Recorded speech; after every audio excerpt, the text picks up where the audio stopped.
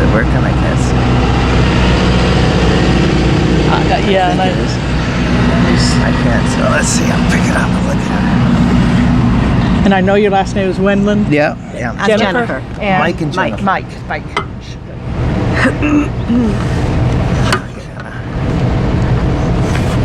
There we go. Looks like it's level. Okay. Okay. It's recording? It's recording. Okay, hello everyone.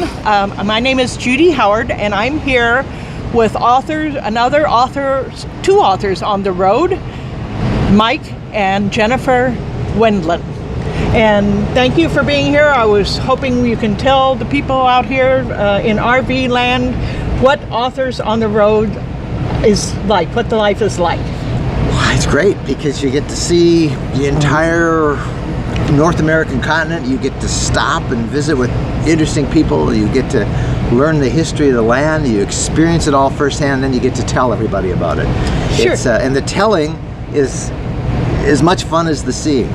Yes, it is. It's a dream come true to get to see this country, take your time and just enjoy it. And it really is great how many interesting people that you meet. Yes, we are living the life, are we not? You know, most of my life, I've been a journalist for all my life, for 40 years, all over the world, covering crime and corruption, and that was my beat. And so I found myself becoming very cynical, and that's never good. Skepticism's okay, you know, not to take everything everybody says, but cynicism kind of rots you from the inside. And so when I left that daily world of journalism, we wanted to go back out and see the places that I've been as a reporter, but see them as they really are, not as a backdrop to a TV stand-up. And so we started traveling 5 years ago and started a blog, and that has turned into a podcast, into a YouTube channel, and into a newsletter, and it just keeps growing. We get to tell us stories. Well, good stories. Yeah. I always get excited when I see someone who has your background, because as an author, all of that material is just fodder for the mill. It is. So, it is.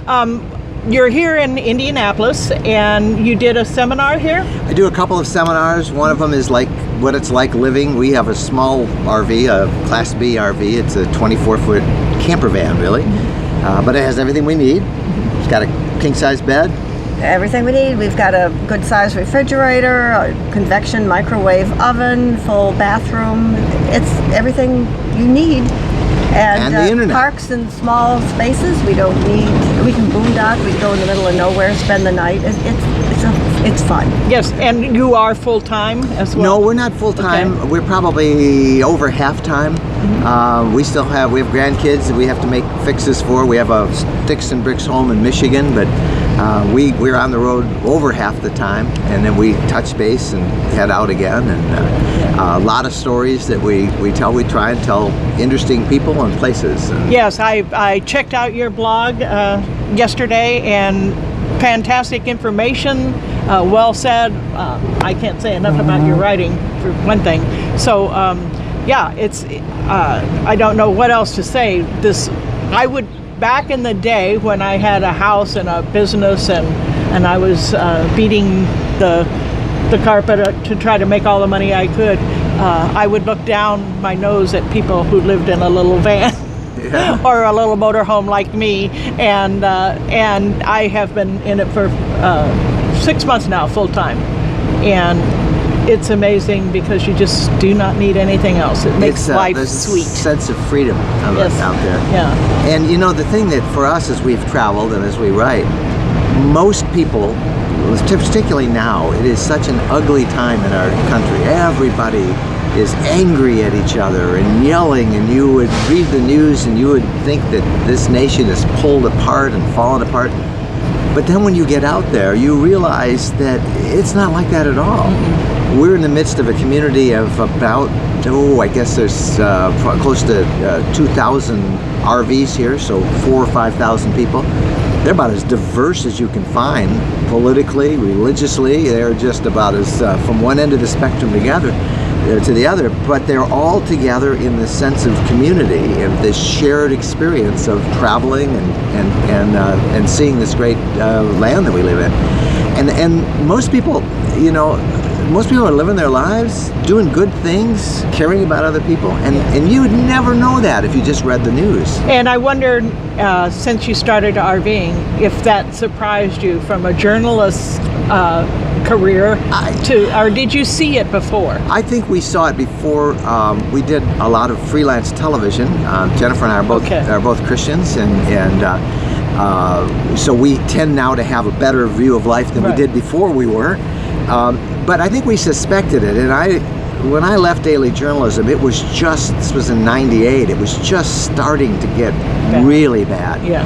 And now, I mean, for most of my life, I was very proud to say I was a journalist. I would not be proud today to say I was a journalist because the environment and what they call journalism today is anything of what real journalism is.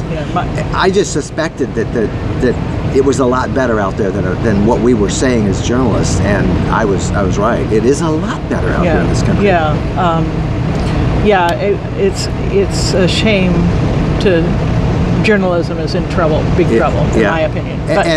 You mentioned earlier, we talked earlier, and you know, we are losing touch with who we are as a nation, as a people, and this generation that we're all in is rapidly fading. And I fear for our kids and our grandkids, and we have a lot to tell them. That's why writing is so important, to tell that it is a good land, and most people are good, or at least trying to be as good as they can. One of the reasons I encourage people to write, and I meet 80% of the people who have thought about writing, so when we have interviews like this, to realize that you people out there, if you've thought about writing, you can do it. Yeah. How did? Of course, you had it all your life. So I mean, I started writing. It was the Hardy Boys mysteries when I was a kid. I had read every one of those 46 books or whatever they were at the time when I was a kid. By the time I was 10 years old, I wanted to write, and I sold my first story. Sold it as a paid author. $25 from Boys Life magazine. I was 12 years old. I started at 13 a neighborhood newspaper, and it was back in the days of typewriters. Remember typewriters? And carbon paper. And I would put the thing, and I'd have to type it really hard to make a copy. And I remember my first headline. I was 13 years old. Oh, it's not a noise. Let that go. What is that? Lawnmower. Lawnmower. Lots of green grass here. My first headline was Lappins. They were my next door neighbor. Lappins get new car. That was big news in the neighborhood news. It was. And I worked my way through high school at a local radio station, and then I started working through college at a weekly newspaper, and then you also had a neighborhood radio station. I had an illegal radio station. So my whole life I've wanted to tell stories. I just wanted to experience things, see it, and then tell other people about it. And I'm still doing it. In fact, more now than I ever did before.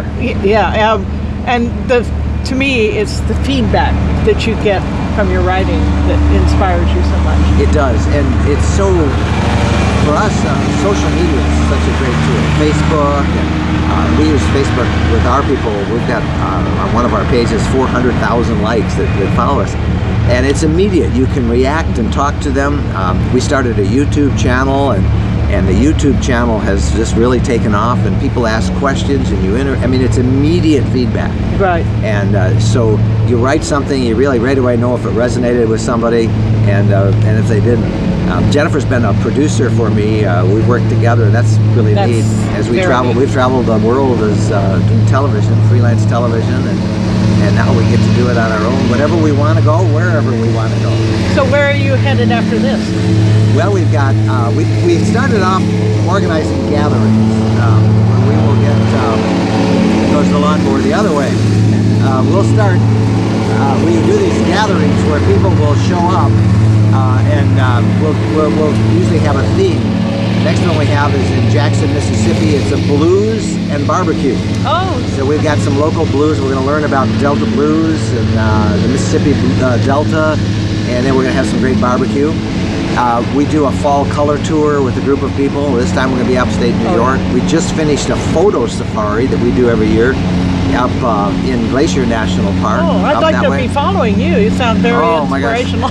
We do a winter camp out in January with 2.5 feet of snow in Michigan's Upper Peninsula, and we about every month we have one of those gatherings someplace. Cool. And I don't want to miss out on you. I want to tell the folks what it is like to be married to a writer. It has been a grand adventure. Mike and I met as 17 and 18-year-olds. Okay.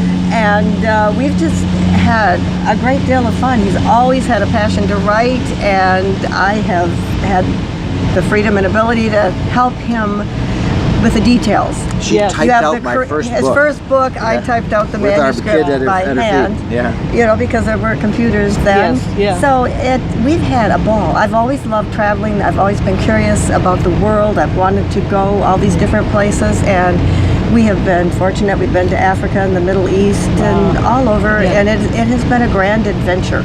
And people are wonderful. I don't care if it's small town America. I don't care where I go. I find it interesting. Yeah. And I love being a journalist, where you stick a microphone in somebody's face and say, tell us the deepest things of your heart. Yeah. And people do. People want somebody to listen. And you're it's always- wonderful to tell good stories. And you're always enriched by that Yes. experience, Yes. because people share things, their lives with you, and you learn and you grow as a Yeah, human being. I've heard it said that the voice is the sound of the soul. And very I good line. think that it Write came that from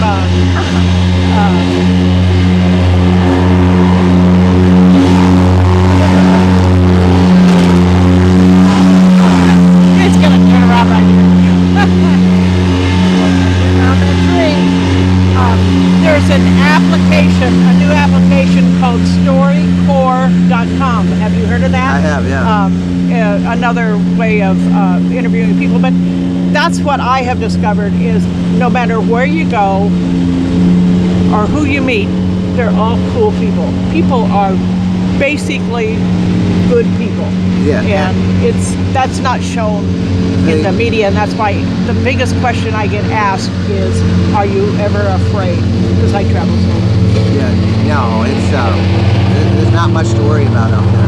No. It really isn't. I mean, maybe in a big city, if you are foolish and park in the wrong spot or part of town, but just following your own gut and following your own thing. If it doesn't feel right, just move someplace else. We just Yeah. turn the key and go somewhere else. Yeah. That's Which we should have done in this interview. Yeah.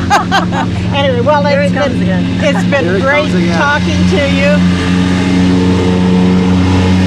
And, I hope to meet you folks again along the road somewhere. Well, Thank we'll you very follow much. each other on the blog. Definitely. Thanks for having Definitely. us. We'll stay in Thank you. touch. No, that's Thank great. you. Thank you, Judy.